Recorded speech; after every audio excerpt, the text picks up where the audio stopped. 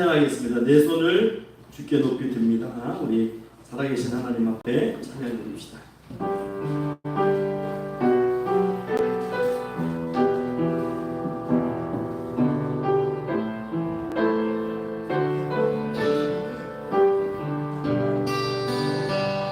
내 손을 주께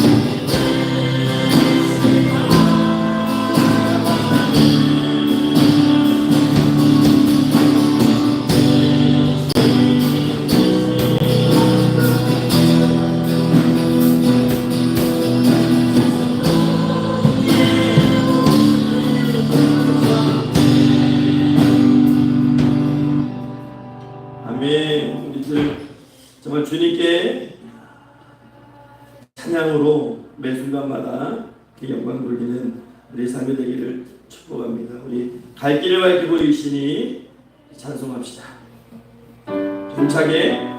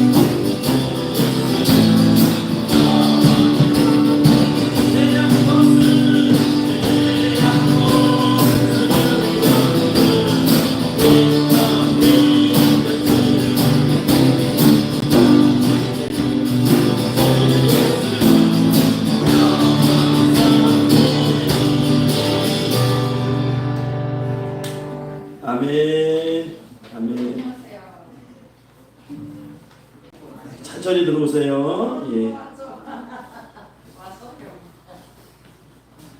우리 시간에 살아계신 하나님께 찬양으로 영광을 돌리고 주의 일장하시고 예배를 위해서 같이 기도합시다. 주께서 높은 보좌에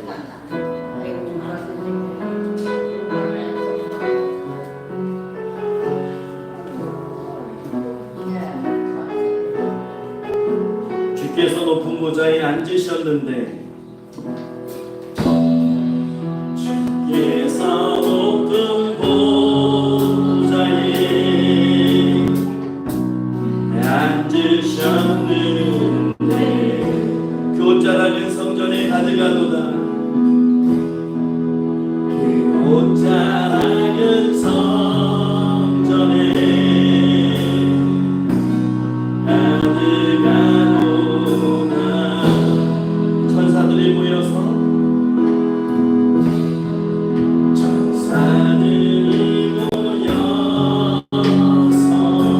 서로 향하여 외치고 서로 향하여 외치고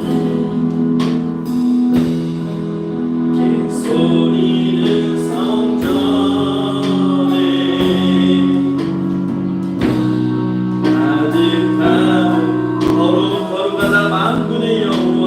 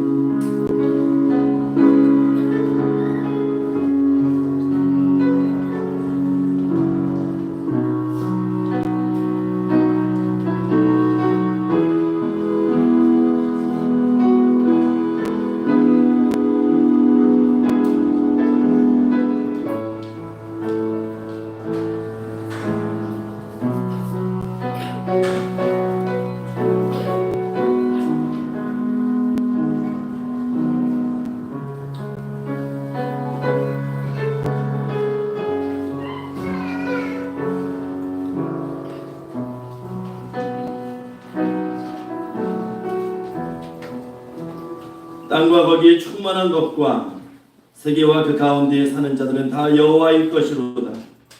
여호와께서 그 터를 바다 위에 세우시며 강들 위에 건설하셨도다.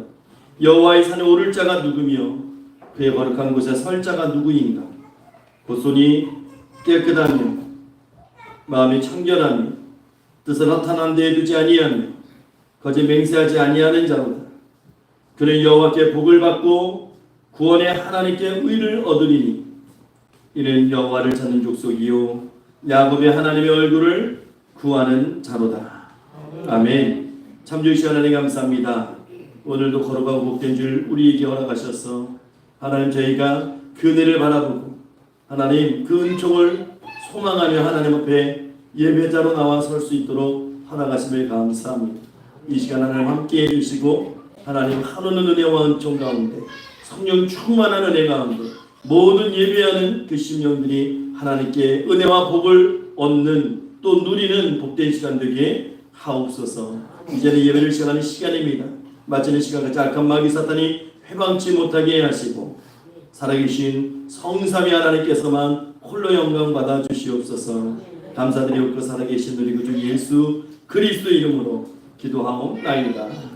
아멘.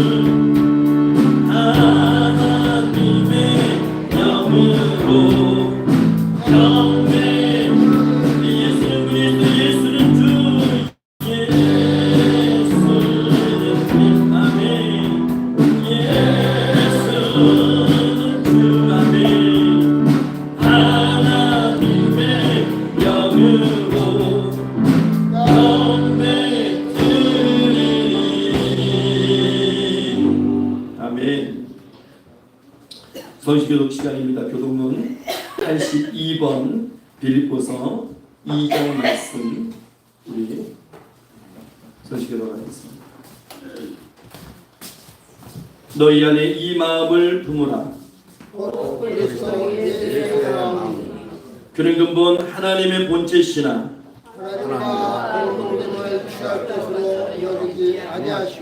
오히려 자기를 비워 종의 형체를 가지사 사람과 같이 되셨고 사람의 모양으로 나타나사 자기를 낮추시고 죽기까지 복종하셨으니 곧 십자가에 죽으심이라.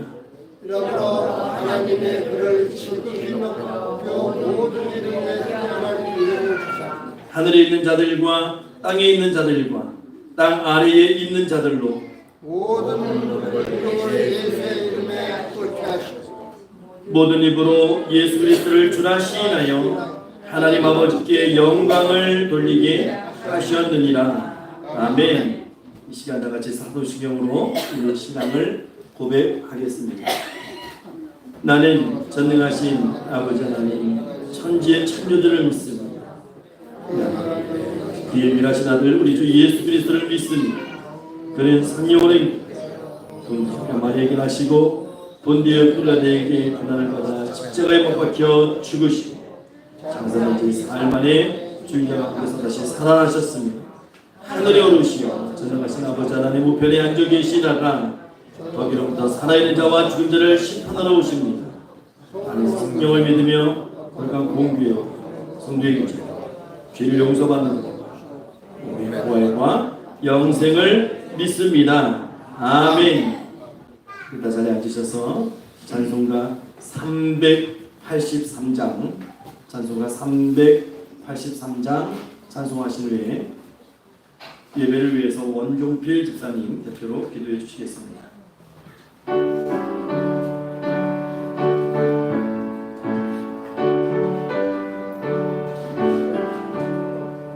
눈을 들어 산을 보니 도움 어디서 오나 천지 지은 주 하나님 나를 도와주시네.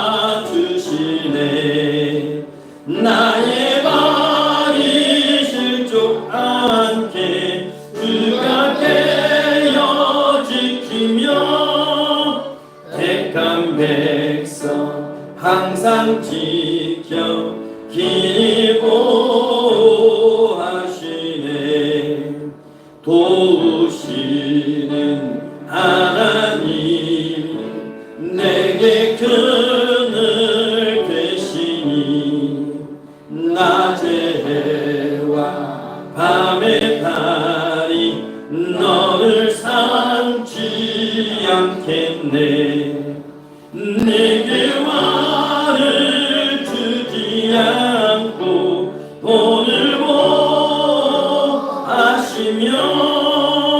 너의 주 지금부터 영영 인도하시리. 아멘.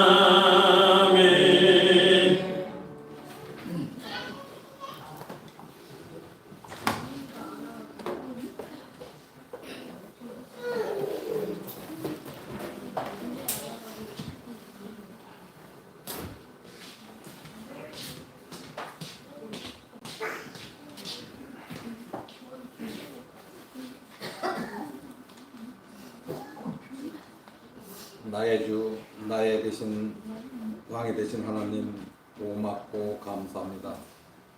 우리들을 죄의 사슬에서 독생자와 예수 그리스도를 믿고 신뢰하기만 하면 구원과 은총과 아버지라 부를 수 있는 은혜와 은총을 주심을 감사합니다. 오늘도 저희들 각자 각처에서 마음껏 주님의 사랑으로 세상에 살았고 마음껏 죄에서 둥글다가 왔습니다. 내 소견에 오른 대로 행하였고 원망과 불평과 거짓으로 살다 왔습니다. 이 시간 회개하오니 용서하여 주옵소서. 찬송과 기도와 말씀 속에 성령의 불을 내려 주옵소서. 영과 흥과 골소를 쪼개는 시간이 되게 하여 주옵소서. 그리고 저희 평강의 가족 중에는 마음이 아프고 슬픈 성도와 육체와 질병으로 고생하는 성도들이 많이 있습니다. 위로와 편안을 그리고 십자가의 보혈로 안수해 주셔서 육체의 질병을 깨끗이 치료해 주옵소서. 오늘의 말씀을 선포해 주시는 조성훈 목사님께 성령의 불을 내려주시고 말씀을 듣고 새롭게 변화되고 깨닫는 대로 실천과 행동하는 큰 믿음의 용사들이 되기를 원합니다. 꼭 그렇게 살도록 은혜를 주옵소서.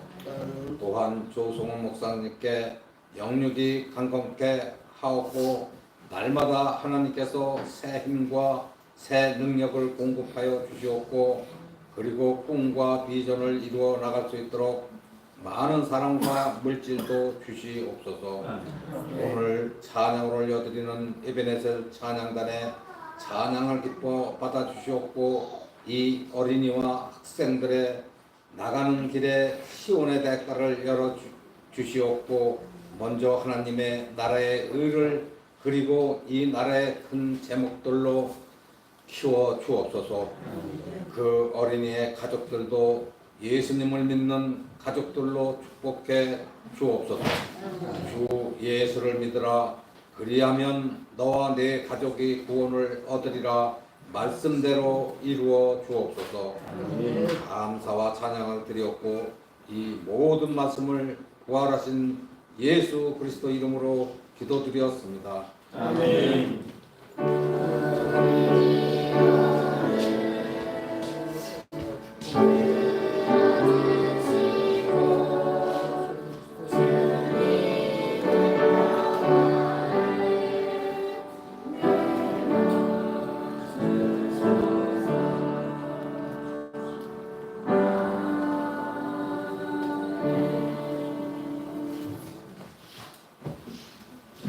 우리 오늘 말씀은 로마서 말씀입니다. 로마서 1장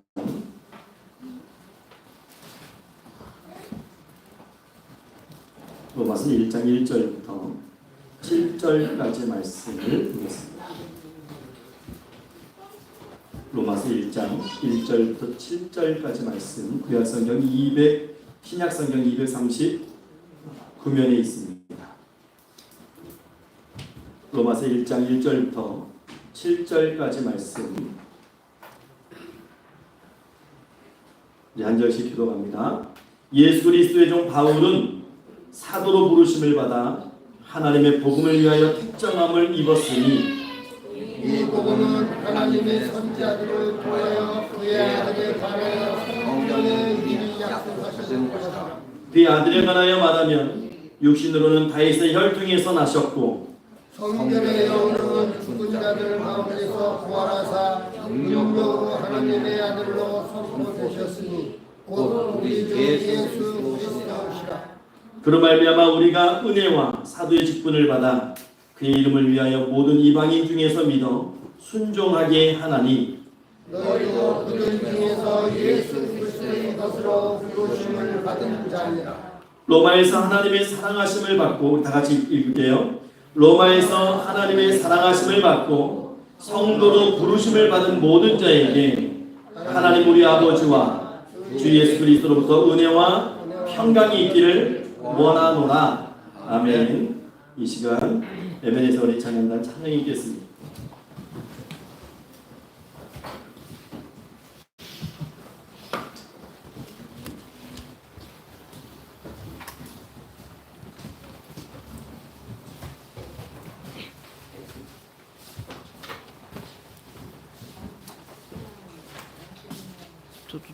좀만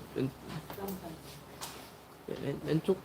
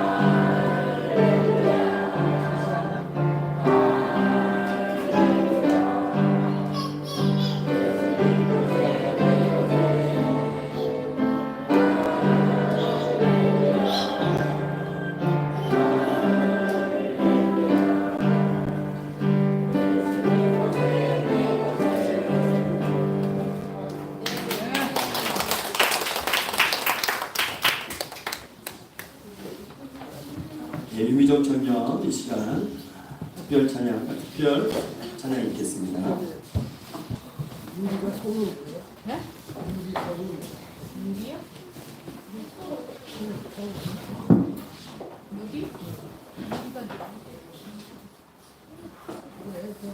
유라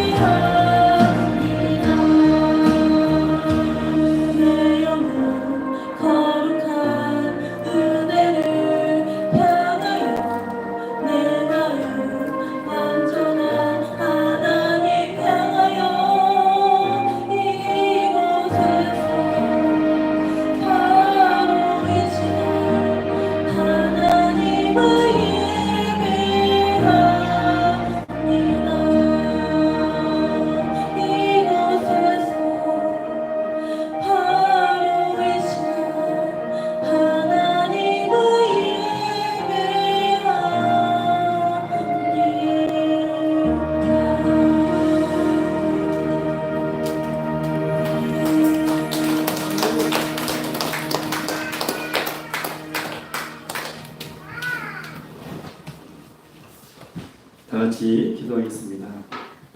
참 좋으신 하나님 감사합니다. 이 시간에 살아계신 하나님 앞에 저희가 나와서 하나님의 말씀 앞에 섭니다. 하나님의 말씀으로 교훈하시고 말씀으로 우리를 깨닫는 은혜를 이 시간 말씀을 듣는 모든 심령들에게 하나님 허락하여 주시옵소서. 감사드리며 살아계신 우리 구주 예수 그리스도 이름으로 기도하옵나이다. 아멘. 할렐루야. 지향 하나님께서 찾으시는 예배자 되시기를 주의 이름으로 축원합니다.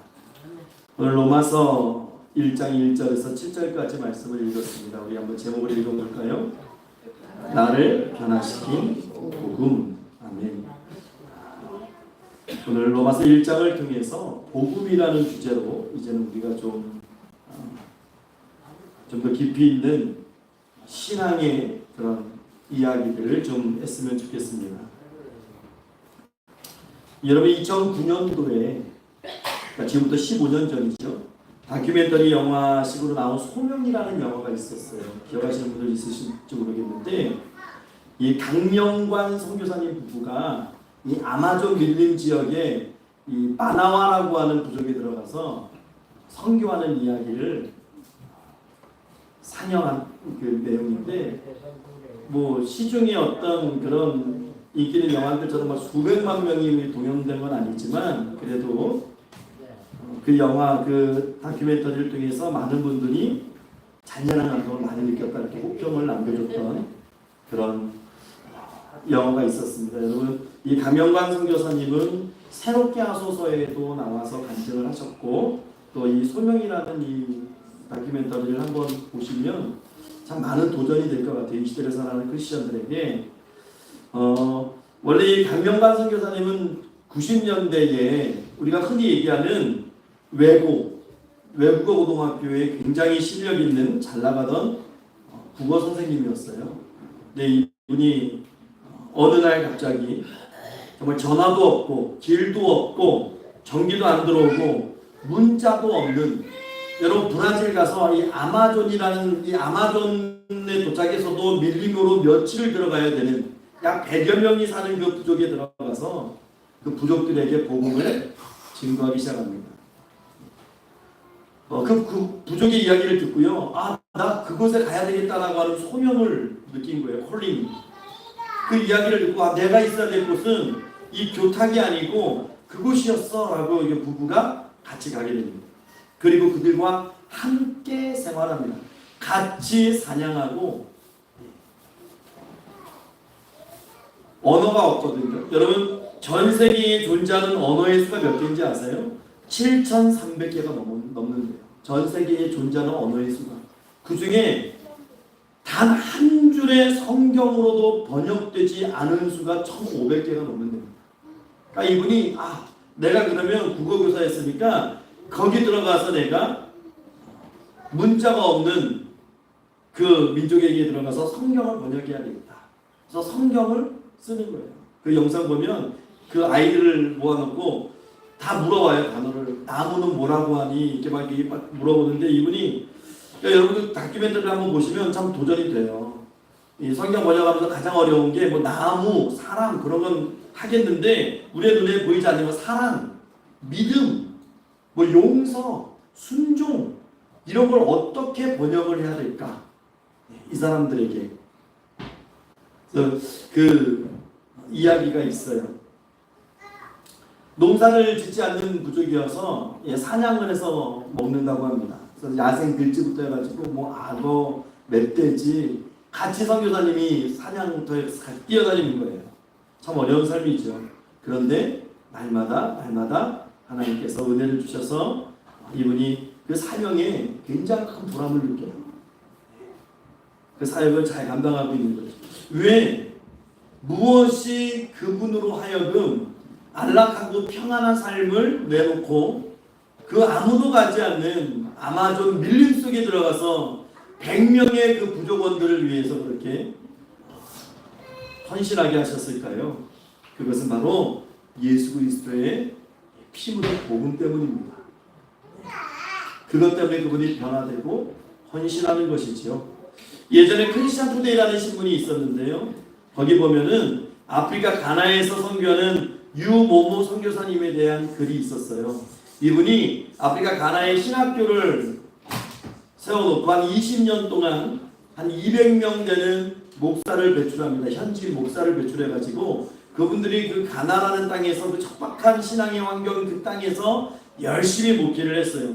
그런데 이분이 노년이 됐을 때 어느 기자가 물어봐요. 당신은 이제 한국으로 가지 않겠습니까? 나이도 많고. 그랬더니 선교사님이 대답한 게 있어요. 아닙니다. 난 한국에 가지 않습니다. 난 가나의 북부 이 무슬림 지역에 들어가서 그곳에서 복음을 전하다가 그곳에서 생을 마감하려고 합니다. 이렇게 얘기를 해요. 여러분, 일생을 선교 현장에서 수고한 선교사님이라면 고국에 들어와서 쉴 수 있는 권리증은 다 갖고 있는 것이죠. 당연한 것입니다. 그런데 무엇이 그분을 그렇게 만드는 것일까요? 역시 예수 그리스도의 피 묻은 복음입니다. 한 영혼이라도 더 전도하고 구원하려고 하는, 그래서 그 모든 특권과 자기의 권세도 포기하게 되는 것이죠. 여러분, 광복 직후에 인천에 최대건이라고 하는 거상이 있었어요. 굉장히 큰 부자였는데 거상입니다. 근데 이 공무원들이 매달 와가지고 이 최대건 씨를 찾아와가지고 미화로 50달러씩 받아가는 거예요. 뇌물을 가져가는 건데, 당시 50달러면 일반 노동자의 1년치 임금입니다. 임금. 굉장히 큰 돈이잖아요. 이거를 갖다가 매달 와서 뜯어가는 거예요. 그러니까 이분이 그게 너무 싫은 거예요. 내가 왜 저 양반한테 50달러씩 돈을 줘야 돼? 그래서 이분이 어떻게 하냐면 교회를 갑니다. 그냥 교회가 아니고 당시 선교사님이 사역하는 교회를 가요. 왜냐면 그 당시에 선교사님들은 정치적으로도 막강한 힘이 있었거든요.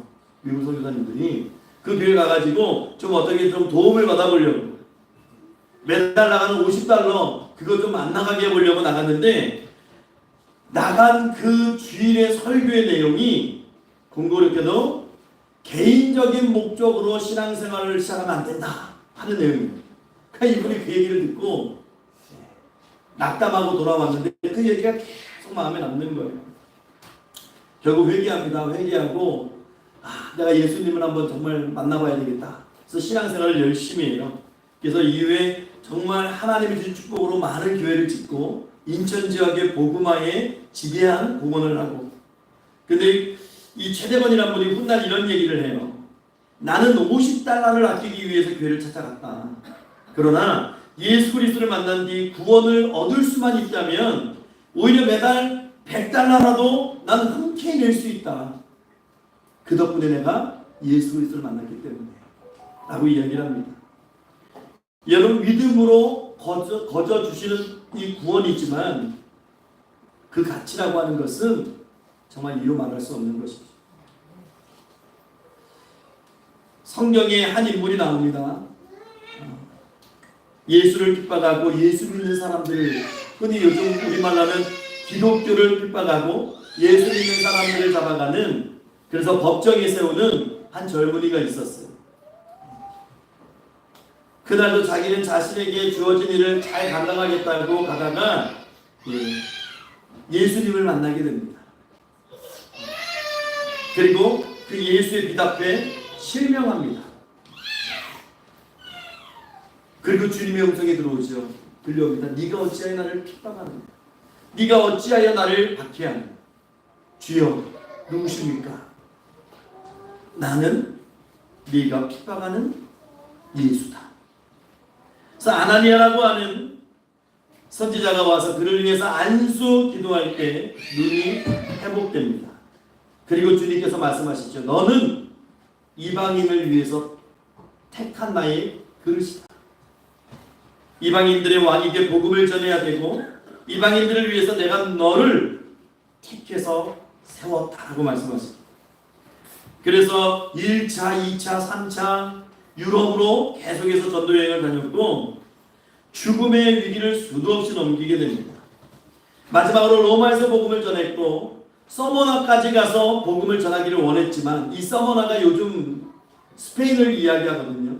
스페인까지 복음을 전하기 원했지만 로마에서 복음을 전하는 것으로, 그러다가 그곳에서 순교했습니다.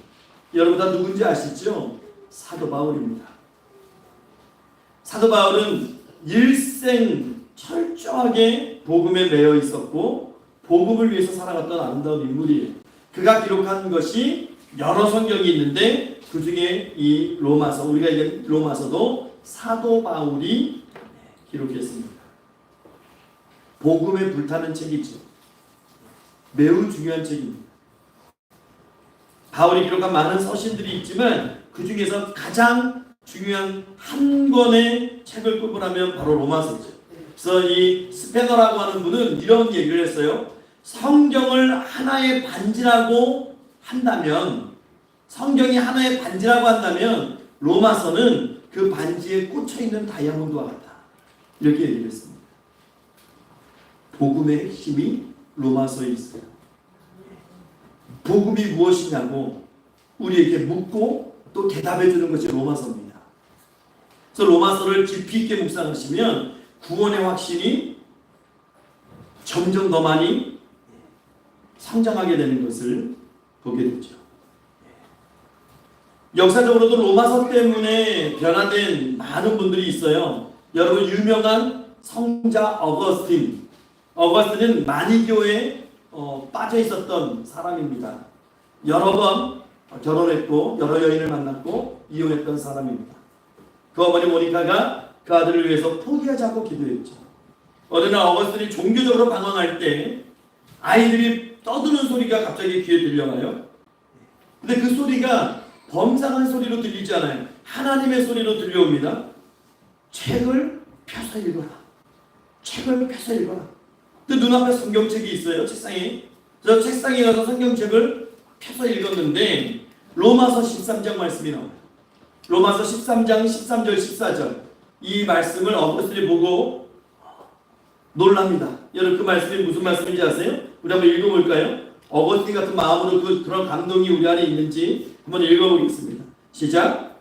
낮에와 같이 단정히 행하고 방탕하거나 술 취하지 말며 음란하거나 호색하지 말며 다투거나 시기하지 말고 오직 주 예수 그리스도로 옷 입고 정욕을 위하여 육신의 일을 도모하지 말라. 여러분 이 말씀 읽고 어떤 생각이 드세요? 이 어거스틴은요 이 말씀을 보고 나서 충격을 받아요. 충격을 받고 방탕한 어거스틴이라는 그 별명을 벗어던지고 이제는 성자 어거스틴, 성 어거스틴으로 바뀝니다. 로마서 이 구절의 말씀이 어거스틴을 변화시켰어요. 여러분 우리가 교회 안 다녀도 역사 시간에 배우죠. 세계사 시간에 종교개혁자 마틴 루터 수도사 출신입니다. 캐톨릭 수도사였어요. 그 당시 사람들은요 자기 죄를 회개하기 위해서 어떻게 했냐면 베드로 대성당의 수백 개의 계단을 무릎으로 올라갑니다. 그 무릎이 얼마나 아프고 까지고 얼마나 피가 나겠어요? 그런데 그래서 용서받는다고 믿었던 시대예요. 더 많이 피나고 더 많이 아프면 내가 더 많이 용서받는다라고 생각했어요. 그런데 그날도 참고 무릎으로 계단을 올라가는데 갑자기 로마서 1장 17절 말씀이 팍 내리를 스치는 거예요. 여러분 로마서 1장 17절 의인은 믿음으로 살리라. 이 말씀이 팍 스치면서 어떤 생각이 드냐면 그래 보행을 통해서 구원받는 게 아니야. 행함으로 받는 게 아니야. 믿음으로 받는 거야. 진리를 깨닫는 거예요. 그리고 나서 종교개혁을 일으키는 겁니다. 여러분 감리교회 창시자 요한 웨슬레도 거듭남의 문제 이것 때문에 굉장히 고민을 해요. 이 답이 없다고 생각한 거예요. 방황하고 고민할 때 영국의 거리를 걷고 있는데 문이 열린 예배당을 들어갑니다. 그 교회를 들어갔는데 참 희한하죠. 그날 그 교회 목사님이 안 계시고 그냥 평신도가 로마서의 서문을 읽고 있어요. 근데 이 요한 웨슬레가 저 뒤에 앉아서 그 서문 읽는 거를 들어요. 듣다가 마음의 감동을 받고 깨닫습니다. 그리고 거기서 거듭남을 경험합니다. 그리고 나서 감리교를 세우게 되는 인물이 되는 것이죠. 이 로마서는 말로 다 할 수 없는 것이죠. 우리가 몇 주 동안에 이 로마서를 좀 볼 건데요. 1장을 이 로마서를 묵상하면서 저와 여러분의 삶에도 놀라운 하나님의 은혜가 말씀의 능력이 임하기를 주의 이름으로 축원합니다. 그리고 믿음이 식었던 분들이 믿음의 열정이 회복되어지기를 주의 이름으로 축원합니다.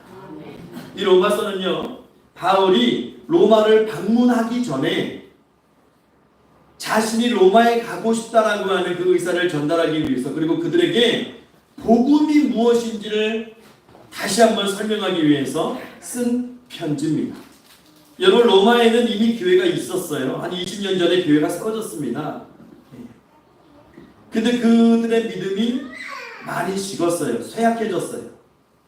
열정도 사라졌고 열심도 식어버렸고 나태해지기 시작했습니다. 그러니까 어떤 현상이 나타나냐면 다시 율법주의로 돌아가자 하는 그런 움직임이 있어요. 그래서 바울이 로마서를 통해서 그들의 믿음을 다시 회복시켜 줍니다. 우리가 오늘 읽은 1장 1절에서 7절 말씀은 로마서의 서문입니다. 신약 성경에 보면 사복음서 마태, 마가, 누가, 요한복음을 제외하고는 대개가 다 편지 형식으로 쓰여졌습니다. 로마서는 로마에 있는 그리스도인들에게 보내는 편지예요. 그렇다면 여러분, 고린도서는 뭘까요? 고린도에 있는 교인들에게 보내는 편지예요. 근데 고린도 전서가 있고 후서가 있잖아요. 고린도 전서는 먼저 보낸 편지고 고린도 후서는 나중에 보낸 편지입니다. 그럼 여러분, 에베소서는 뭘까요? 에베소에 있는 교회의 교인들에게 보내는 편지입니다. 빌립보서는 뭘까요? 빌립보에 있는, 또 갈라디아서는 갈라디아에 있는 교인들에게 보내는 편지입니다. 로마서가 이렇게 동일하게 로마에 있는 교인들에게 보내는 편지예요. 수신자가 있고 발신자가 있죠. 편지에는 수신자가 받는 사람이 누구냐면 6절과 7절에 있죠. 6절에 보면 너희라고 되어 있어요. 너희는 예수 그리스도의 것으로 부르심을 받은 자입니다. 6절에. 7절에는 로마에서 하나님의 사랑하심을 받고 성도로 부르심을 받은 자입니다. 그럼 누가 썼을까요? 1절에 누가 썼는지 나옵니다. 우리 한번 1절 읽어볼까요? 1절 시작. 예수 그리스도의 종 바울은 사도로 부르심을 받아 하나님의 복음을 위하여 택정함을 입었으니. 자, 바울이 자기 자신을 뭐라고 얘기해요? 자기 자신을 그리스도의 종이라고 얘기합니다. 여러분, 종은요 노예의 개념이에요. 여러분, 이 자리에 계신 여러분들 중에 나 자신을 종이라고 노예라고 생각하는 분이 계십니까? 여러분, 이 사도 바울은요 자유인 중에 자유인이죠. 유대인 중에 유대인이었고 아주 유명한 학파의 가말리엘이라고 하는 학파에서 공부한 사람입니다. 그 가문이 굉장히 좋아요. 그리고 누구나 다 부러워하는 당시 최고의 나라 로마의 시민권을 돈 주고 산 게 아니고 나면서부터 가지고 있었던 사람. 얼마든지 그의 인생 자체에 프라이드를 느낄 수 있는 사람입니다. 그런데 그가 자신을 스스로 종이라, 노예라 표현합니다. 여러분, 이 신약 시대에 로마의 노예가 한 6천만 명 가량 있었대요. 6천만 명. 그러니까 우리나라의 인구가 지금 5천만이잖아요. 6천만 명 가량의 로마의 노예들이 있었답니다. 물론 소국들도 있다 보니까 다 로마에만 국한된 건 아니겠지만, 뭐 로마가 지배하는 그 넓은 땅덩어리에 다 흩어져 있겠지만, 그래서 평균을 내보면 보통 로마 사람 한 명이 4명의 노예를 거느리고 살았다고 해요. 그러니 얼마나 노예가 많겠어요? 가다가 만나면 다 노예인 거예요. 근데 노예는 사람 구실을 못했고 사람 취급도 못 받았습니다. 노예들은 생명이 보장되지 않았죠. 여러분, 그 번식노예라고 아세요? 번식노예. 예전에 얼마 되지도 않았어요. 한 100 몇십 년 전에 미국에서만 봐도, 미국의 노예방이 있었잖아요. 그 전만 봐도 번식노예가 따로 있었습니다. 흑인들 남자들 중에 신체가 건강하고 좀 굉장히 스마트한 사람이 있으면 일 시키지 않아요. 주인들이 번식만 하라고. 요즘 개공장처럼. 그래서 어떤 사람은 자녀 한 250명. 그리고 폐기하는 거예요. 쓸모없어지면 죽이는 겁니다. 아니면 또 노동의 현장을 내보내는 거예요. 그러니까 노예들은 생명이 없는 거예요. 노예는 사람이 아니었습니다. 당나귀하고 똑같이 취급을 받는 거예요. 당나귀하고 노예의 차이점이 있다면 노예는 말을 할 수 있는 거고 당나귀는 말을 못하는 거고 그것밖에 차이가 없는 거예요. 주인이 죽이고 싶으면 얼마든지 죽여도 법적인 제재를 받지 않습니다. 돈 받고 다른 데다 팔아도 돼요. 그런데 이런 존재를 사도 바울은 스스로 자기를 이런 존재, 노예다, 종이다라고 얘기하고 있는 거예요. 여러분, 노예가 되는 몇 가지 조건이 있죠. 전쟁에 패하게 되면 끌려갑니다. 그래서 노예로 평생을 살아야 됩니다. 또 부모가 노예면 자식도 노예입니다.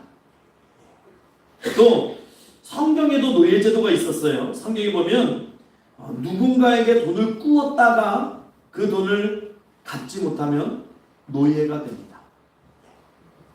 그런데 성경의 노예 제도 좀 특이하죠. 6년이 되고 노예 생활 6년하고 7년째가 되면 안식년이라고 해서 이 노예를 해방시켜야 돼요. 주인 스스로가. 그냥 노예를 풀어줘야 돼요. 돌아가라고. 풀어줘야 됩니다. 그런데 정말 인격적이고 굉장히 좋은 이 주인을 만난 노예는 나는 가지 않겠습니다. 난 평생 당신의 종으로 노예로 살겠습니다. 하는 사람들도 덜어 있겠죠. 그러면 이런 노예들은 어떻게 합니까? 이런 종들은 제사장에게 가서 자기 의사를 밝히고 문설주에 대고 귀에 구멍을 뚫어요. 구멍을 뚫으면 영원히 그 주인의 노예가 되는 겁니다. 자발적인 노예가 되는 거예요. 그러니까 행복한 노예고 자원하는 노예고 기쁘게 일할 수 있는 노예가 되는 거죠. 이게 출애굽기 21장에 그 내용이 나옵니다. 바울이 이야기하는 종의 개념, 바울이 이야기하는 노예의 개념, 이런 개념이 아닐까 생각을 해요. 난 예수 그리스도 안에서 내가 자원해서 행복해서 내가 너무나 그 구원의 은총에 감사해서 내 스스로가 난 노예가 될 거야, 난 종이 될 거야 라고 이야기하는 거예요. 강제로 억지로 끌어다 놓는 거 아닙니다. 여러분, 노예는 종은 어떻습니까? 자기 뜻이 없어요. 내가 가고 싶다고 갈 수 있는 것도 아니고 내가 하고 싶다고 내 마음대로 자율적으로 일을 할 수도 없습니다. 주인이 시키는 대로 일을 하는 것이고 주인이 가라고 하면 가는 거고 오라고 하면 오는 거예요. 누가복음 17장 말씀에도 나와 있지만 노예는 가서 열심히 땀 흘려 일하고 집에 돌아와서 쉬는 게 아니고 주인을 위해서 밥을 차려야 되고 주인을 대접해야 돼요. 아무 권리도 없고 주장할 수도 없어요. 그걸 봉이라고 이야기할 수도 없는 거예요. 그게 종이지요. 또 종은 자기 소유가 없습니다. 다 주인 거예요. 자기 소유가 없어요. 그런데 사도 바울은 본인을 예수 그리스도의 종이라고 이야기해요. 종이라고. 그러니까 우리가 생각할 때 종이니까 뭐 요즘 말로 흔한 말하면 사역자 정도 아니에요. 당시 로마 사람들이 이 사도 바울의 서신을 받으면서 1절을 처음 딱 읽고 나서 굉장한 충격을 받았을 거예요. 와, 사도 바울의 이 믿음의 공력, 내력이, 이 내공이 어마어마하구나. 여러분, 사도 바울이 자기를 예수 그리스도의 종이라고 말한다면 저와 여러분도 예수 그리스도의 종인 것입니다. 이게 중요한 겁니다. 바울은 우리 믿음의 모델 아닙니까? 자원에서 그리스도의 종이라고 이야기합니다.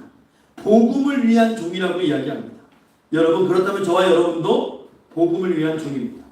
그런데 우리가 그러면 이런 질문을 한번 해야 돼요.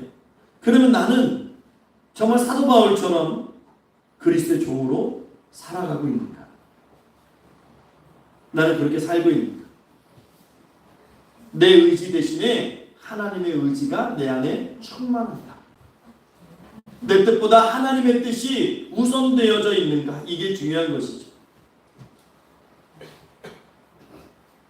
아직도 내 의지가 더 앞선다면 그리스도의 종이라고 이야기할 수 없어요. 종은 자기 의지, 자기 주장이 없는 거예요. 그냥 주인의 명령대로, 주인의 지시대로, 그러다 보니까 하나님의 뜻대로, 하나님의 말씀하시는 대로 순종하는 것이죠. 그것을 깨닫는 사람이 그 인생을 하나님께 드리는 거예요. 그것이 바로 진짜 종된 모습입니다. 바울은 자신을 그리스도의 종이라고 고백합니다. 왜 종이 되었을까요? 그러면 사도로 부르심을 받았어요. 하나님의 복음을 위해서 그리스도의 종이 되었어요. 이 말은 뭐냐면 목적이 있다는 거예요. 여러분 살아가는데 목적이 있는 거예요. 종이 되는 그 목적이 있는 거예요. 사도 바울은 목적이 있는 거예요. 그걸 우리는 교회 안에서 뭐라고 얘기하면 사명이라고 얘기합니다. 사명. 그냥 종이 되는 게 아니에요. 복음을 위해서. 사도 바울은 분명한 목적, 복음을 위해서. 이렇게 말씀하시는 분들이 있어요. 왜 사세요? 그러면 그럭저럭 죽지 못해 삽니다. 그냥 마지못해 삽니다. 요즘 아이들의 가장 큰 문제점이 뭐라고 얘기해요? 어른들이 목적이 없다는, 꿈이 없다는 건 비전이 없고 목적이 없다는 거예요. 우리 센터에 어떤 분이 그때 인성교육 오셔서 아이들에게 질문했어. 너희들 꿈이 뭐야? 충격적인 대답이 한 번 나왔어요. 돈 많은 백수요. 아이들이 그래서 나왔는데 돈 많은 백수요. 건물주요. 여러분 인생의 목적이 상실될 때 사람들이 생을 마감하죠. 인생의 꿈도 없고 비전도 없고 목적도 없고 내가 살아가야 될 이유가 없으면 그 삶에 대한 애착이 없는 거예요. 어떻게 인생의 목적을 둬야 될까요? 적어도 우리 크리스찬들은 거룩한 하나님 예수 그리스도에게 내 인생의 목적을 둬야 되는 겁니다. 여러분 거지가 자살했다는 얘기는 없어요. 그렇죠? 거지가 자살했다는 얘기는 없어요. 거지는 목적이 있어요. 그냥 홈리스들 오늘 하루만이라도 좀 편안하게 자고 좀 잘 먹고 그런 어떤 하루하루의 목적이 있는데 여러분 큰 집에 사는 사람들 소위 얘기하는 큰 차 타고 다니는 사람들이 그 목적을 상실하게 될 때 많이 그렇게 인생을 포기할 그런 경우들이 많아요. 우리 크리스찬들은 인생의 목적이 분명해야 됩니다. 인생의 목적을 성공에 두고 건강에 두고 출세에 두고 자녀에게 두고 또 돈에 두고 이거는 목적이라고 평가할 만한 가치들이 아닌 거죠. 사실 여러분 우리가 애쓰고 노력한다고 해서 성공이 보장이 됩니까? 여러분 우리가 애쓰고 노력한다고 해서 출세가 보장이 돼요? 우리 학생들 애쓰고 공부 열심히 하면 다 서울대 들어간다는 보장이 있어요. 그런 보장이 있으면 많은 사람들이 이렇게 할 것 같아요. 그러니까 사람이라는 게 그래요. 내가 열심히 한다고 내가 애쓰고 한다고 내가 결단하고 한다고 해서 이루어지지 않아요. 내가 하루에 30분씩 1시간씩 2시간씩 열심히 일해서 건강을 회복해야지. 내가 200살까지 살아봐야지. 여러분 노력한다고 됩니까? 내 자녀들 내가 내 생각대로 내 어떤 가치관대로 한번 열심히 잘 키워가지고 한번 해봐야지. 됩니까? 근데 주님은 말씀하시죠. 우리가 죽어도 살아도 우리는 주를 위해서 살아야 되고 주를 위해서 죽어야 되고 하나님의 영광에 살아야 되고 그러면 이 모든 것들을 하나님께서 책임져 주신다고 말씀하십니다. 늘 말씀드리지만 이건 믿음의 문제입니다. 이건 믿음의 문제예요. 어떤 사람들은 그 말씀을 읽으면서도 헤이 설마 그게 되겠어. 아니 그러면 또 불공평한 거 아니야? 그런 사람이 있을 것이고 어떤 사람은 아멘으로 그 말씀을 받는 분들이 있어요. 이건 믿음의 문제인 것이죠. 하나님의 복음을 위해서 사도 바울은 선택함을 받았다. 특정함을 입었다 이렇게 말씀하고 있어요. 만세전에 그리스도 안에서 그러면 우리도 이미 하나님께서 선택하셨다는 거예요. 그러면 자꾸 복음 이야기하는데 여러분 이 복음이 무엇입니까? 이게 중요하죠. 복음이 무엇이에요? 우리 2절 말씀 한번 읽어볼게요. 2절 말씀 시작. 이 복음은 하나님이 선지자들을 통해서 그의 아들에 관하여 성경에 미리 약속하신 것이라. 이 복음은 이미 구약에서 선지자를 통해서 예언된 말씀이 그의 아들을 통해서 하나님의 아들 예수 그리스도를 통해 그래서 이 복음은 예수 그리스도입니다. 예수님의 복음이에요. 이 복음이란 말은 굿뉴스, 가스펠, 우리가 헬라어로는 유한계론이라고 단어를 하는데, 여러분 구약에서의 복음은 무엇이었을까요? 70년 동안 포로 생활을 했어요, 바벨론에. 그러다가 고레스 왕이 해방시킵니다. 너희 고국으로 돌아가. 너희 해방이야. 너희 민족 해방이야. 그게 복음이었어요. 이야, 기쁜 소식이야. 우리가 이제 자유로운 민족이 됐어. 민족이 해방됐어. 내가 이제 고국으로 돌아갈 수 있고 고향 땅을 밟을 수 있어. 이게 그 당시에는 그들에게 복음이었어요. 그러면 왜 예수 그리스도가 복음일까요? 그분이 와서 우리에게 기쁜 소식이 되었기 때문에 그래요. 어떤 기쁜 소식일까요? 그게 3절과 4절 말씀에 이렇게 있어요. 우리 3절과 4절 말씀을 읽어볼게요. 3절과 4절 시작. 그의 아들에 관하여 말하면 육신으로는 아이스의 형통이 나섰고 성결의 영어로는 죽은 자들을 가운데서 부활하사 능력으로 하나님의 아들로 선포되었으니 곧 우리 주 예수 그리스도시니. 하나님이 말씀하시고 약속하신 게 뭐냐면 너희들 70년 종살이 하다가 가니까 좋지. 그런데 그것과 비교될 수 없는 영원한 하나님의 나라로 들어갈 수 있는 메시아를 보낼 것이야. 근데 그분이 하나님의 아들이야. 그분이 곧 오실 건데 그분은 혈통적으로는 다윗의 자손이고 성결의 영으로는 죽은 자들 가운데서 부활하사 능력으로 하나님의 아들로 선포되시는 그분인데 그분이 예수님이야. 그분이 이 땅에 오셨다는 거예요. 메시아. 그래서 3절 말씀에 육신으로는 다윗의 혈통에서 나셨고 이렇게 말씀하시는 거예요. 또 성결의 영으로는 이 성결의 영으로는 죽은 자들 가운데서 부활하사라고 나오는데 이 성결의 영은 성령이에요. 성령.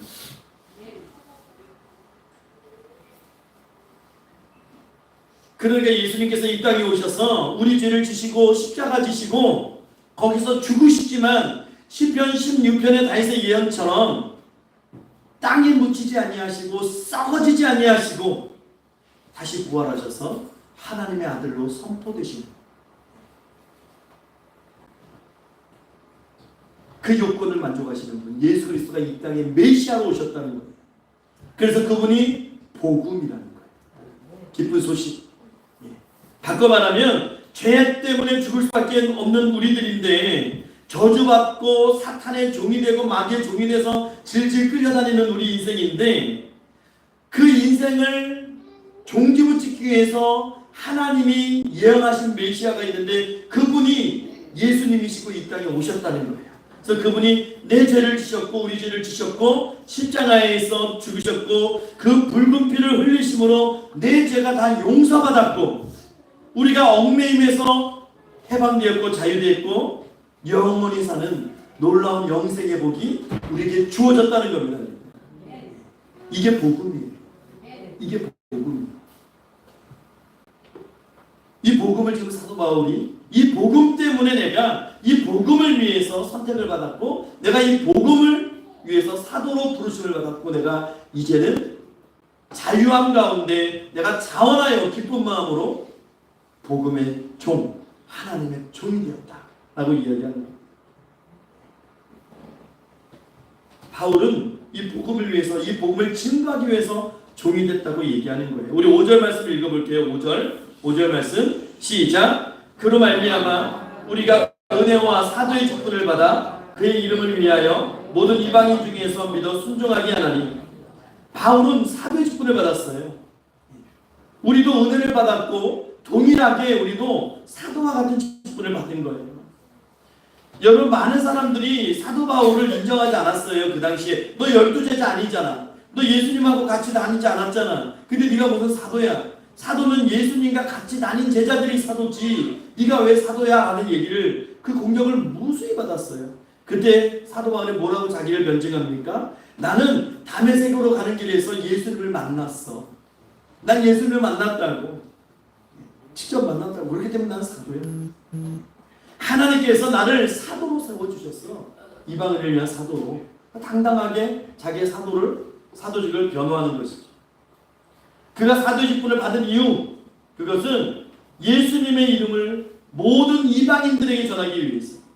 그들이 예수 믿고 구원받고 그 말씀에 순종하게 하려는 것, 그것이 자기의 사도받은 이유라고 이야기합니다.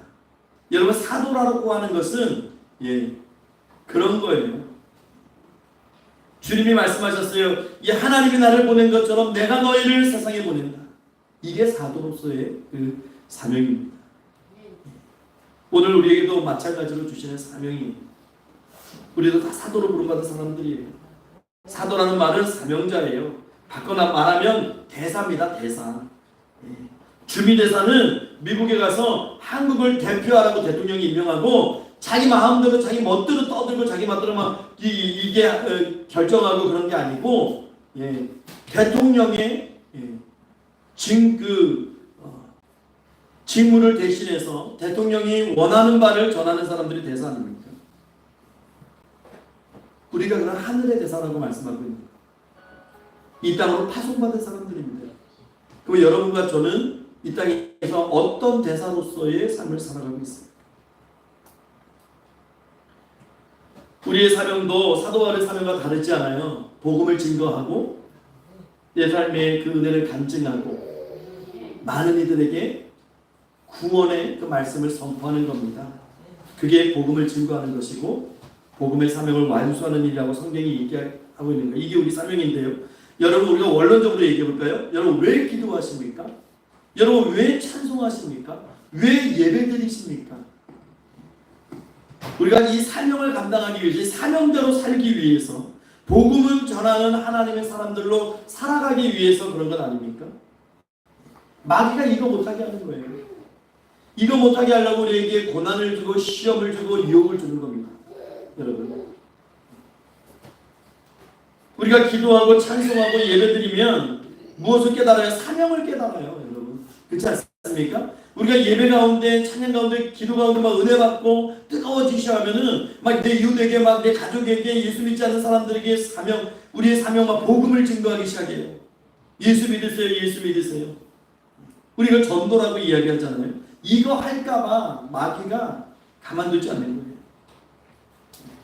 그게 두려워서, 마귀는 그게 두려운 거예요. 여러분, 성경 한 장 읽고 뭐 기도 5분 하고 마귀 이거 두려워하지 않습니다. 마귀는 우리를 통해서 예수 그리스도의 복음이 증거되는 것을 상당히 두려워합니다. 저와 여러분이 사명자로서 전도하지 않으면 마귀는 행복해합니다. 우리를 건드리지도 않아요. 가만 놔둡니다. 여러분, 우리는 사명 있는 사람들입니다. 사도 바울은 그리스도의 것이라고 이야기했어요. 레오나르도 스위트라는 분이 책을 썼는데 책 제목이 강력합니다. 나를 미치게 하는 예수. 나를 미치게 하는 예수. 저 여러분들에게 예수는 어떤 존재입니까? 우리를 막 미치게 합니까? 막 싫어서 미치게 합니까? 귀찮아서 미치게 합니까? 우리는 복음을 위해서 부름받은 사람들이고 어찌 보면 복음에 미친 사람들이에요. 세상 사람들을 우리에게 손가락질 하잖아요. 예수쟁이들. 왜 저렇게 예수 믿지? 왜 주일날이면 쉬어야지, 리프레시하고 재충전해야지, 왜 교회 가서 저러고 있지?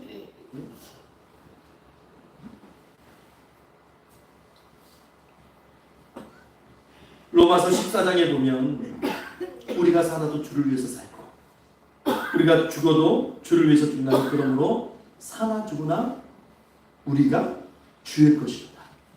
이렇게 말씀했어요. 우리 6절 말씀 또 동일한 말씀입니다. 한번 읽어볼까요? 6절 말씀도 시작. 너희도 그들 중에서 예수 그리스도의 것으로 부르심을 받은 것이다. 예수 그리스도의 것입니다. 여러분, 우리의 삶, 우리의 시간, 우리의 열정, 우리의 지식, 우리의 재능, 우리의 물질, 우리의 모든 것들, 우리의 자녀들까지도 다 예수 그리스도의 것입니다. 소유격이 내 거 아니에요. 예수 그리스도의 것입니다.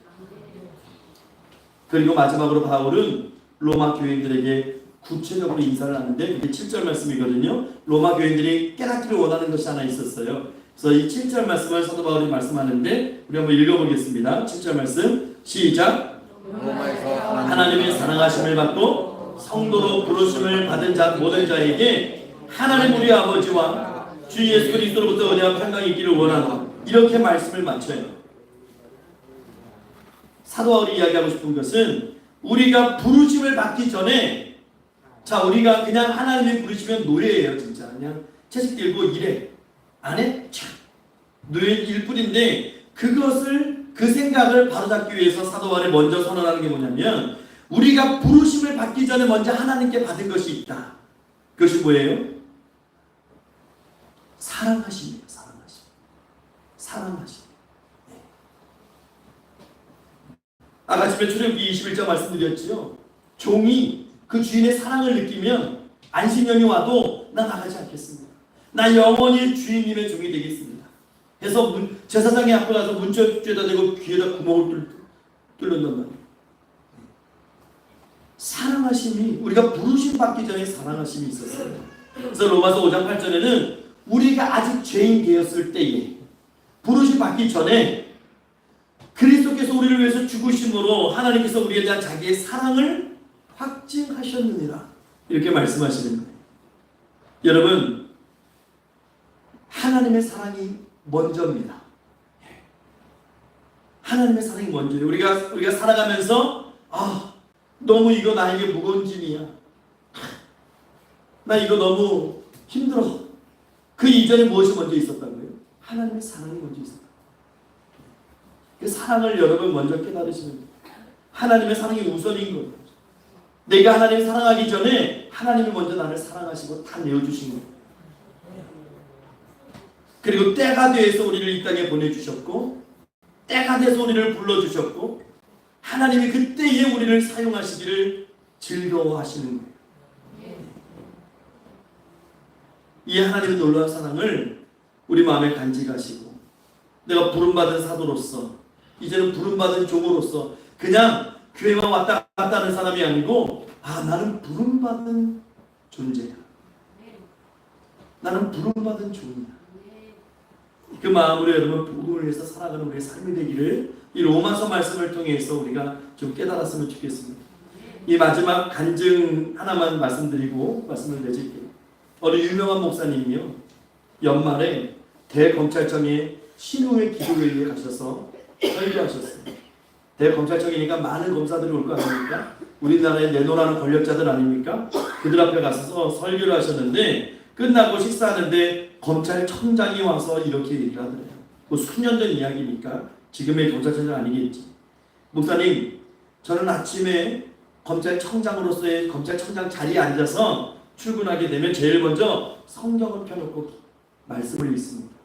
그리고 하나님 앞에 이렇게 1분만이라도 짧게라도 이렇게 기도합니다. 하나님, 오늘도 하나님의 마음에 꼭 드는 검찰총장 되게 해주세요. 그냥 내 사람들에게 인정받고 그런 것보다 하나님께 인정받고 하나님 마음에 쏙 드는 그런 검찰총장 되게 해주세요. 그 얘기를 듣고 목사님이 굉장히 충격을 받았대요. 이분 참 믿음 좋구나. 참 믿음 좋구나. 검찰총장 자리쯤 되면 뻐기고 싶고 좀 자랑하고 싶고 권세도 있으니까 얼마든지 휘두르고 싶고 자신 나타내고 싶고 사람이 그렇잖아요. 조금만 있어도 사람이 그런 거 아닙니까? 내 하나님 마음에 꼭 드는 검찰청장이 되고 싶다. 참 믿음이 있구나. 근데 그 얘기를 또 옆에서 듣던 그 인천지검장이 이런 얘기를 하더래요. 목사님, 얼마 안 있으면 기독교 교도소가 생기는데 저는요 그 교도소 생기면 이 지검장 자리 내려놓고 저는 그 교도소의 초대 소장이 됐으면 참 좋겠습니다. 그렇게 가고 싶습니다. 이분 또 놀랬대요. 아니 지검장과 이 교도소장은 비교할 수 없는 차이가 있는 건데 남들이 못 가서 안달이 그 지검장 자리를 내려놓고 그깟 교도소장으로 가겠다. 근데 그 인천지검장이 얘기를 하죠.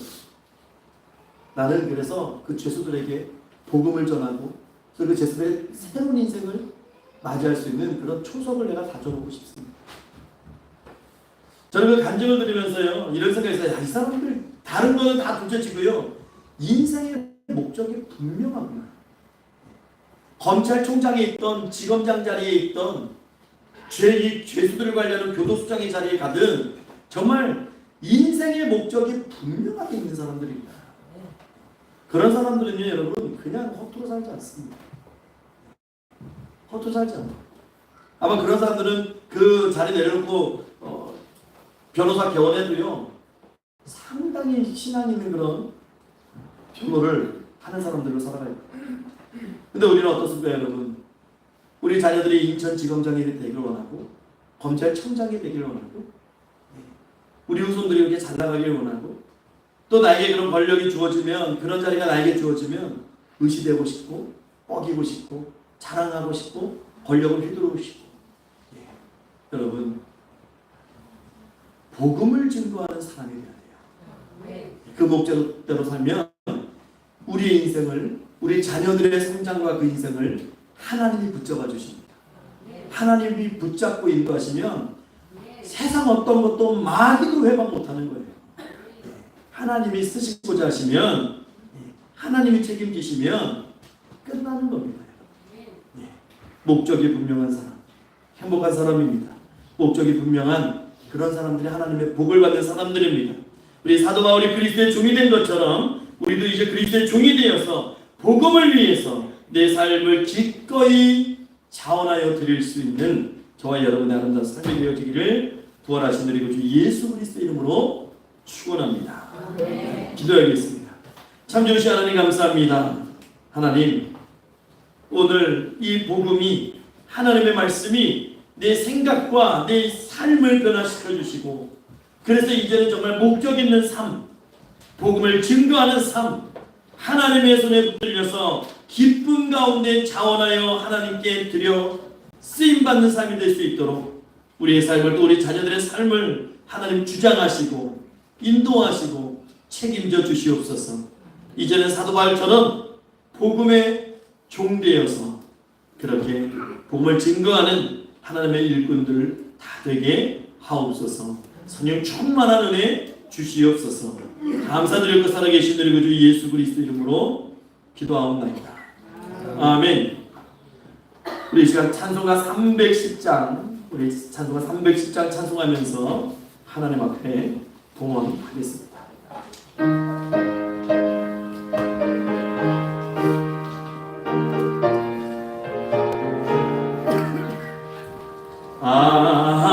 하나님의 은혜로 있을 데 없는 자 왜 구속하여 주는지 난 알 수 없도다. 내가 믿고 또 의지하는 내 모든 형편 아시는 주님 늘 보주실 것을 나는 확실히 아네. 왜 내게 굳세 믿음과 또 복음 주셔서 내 맘이 항상 편한지 난 알 수 없도다. 내가 믿고 또 의지하는 내 모든 형편 아시는 주님 늘 보호해 주실 것을 나는 확실히 아네. 왜 내게 성령 주셔서 내 마음 감동해 주 예수 믿게 하는지 난 알 수 없도다. 내가 믿고 또 의지하는 내 모든 형편 아시는 주님 늘 보호해 주실 것을 나는 확실히 아네. 주 언제 강림하실지 혹밤에 혹낮에 주님 만나 그곳도 나 알 수 없고 내가 믿고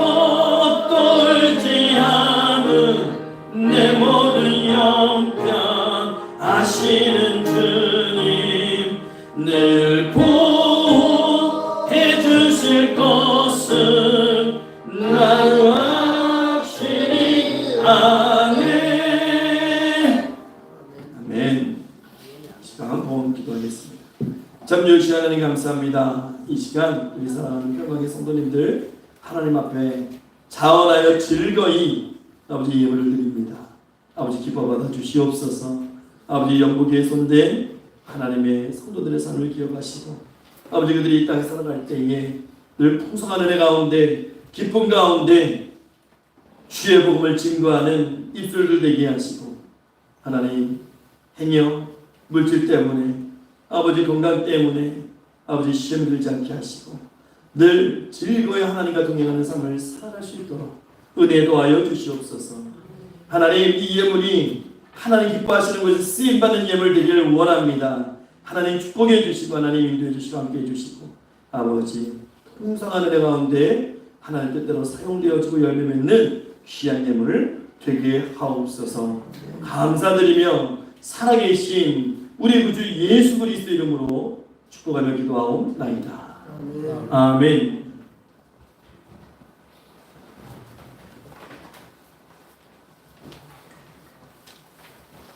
우리 성도의 기도 시간입니다. 우리 서로 다 같이 인사 나누겠습니다. 예, 주의 이름으로 사랑합니다. 반갑습니다. 환영합니다. 예, 축복합니다. 우리 교회 소식 주보시면 참조하시기 바랍니다. 여러분 2024년 표어 우리 다 같이 한번 크게 읽어보겠습니다. 교회를 든든히 세우는 한 해. 예, 교회를 든든히 세워가시기 바랍니다. 하나님 중심, 말씀 중심, 교회 중심의 신앙생활 하시기 바라고 올해 교회 목표를 위해서 늘 기도하면서 전도하는 교인들 되시기 바랍니다. 노인복지사 사역을 위해서도 함께 기도해 주시기 바랍니다. 6월달입니다. 전도로 하나님 나라를 확장하고 교회를 부흥시키는 능력의 달 되시기를 바랍니다. 거리 전도가 매주 수요일 오전 11시에 있습니다. 여러분 기도해 주시고 다 함께 참여하시기 바랍니다. 장마철 되기 전까지 또 날씨가 너무 무더워지기 전까지 우리 한번 같이 진행되었으면 좋겠습니다. 또 주일학교 학생부 청년부의 부흥과 또 교회 재정을 위해서 기도해 주시기 바랍니다. 이제 다음 달이면 주일학교 성경학교가 또 진행이 됩니다.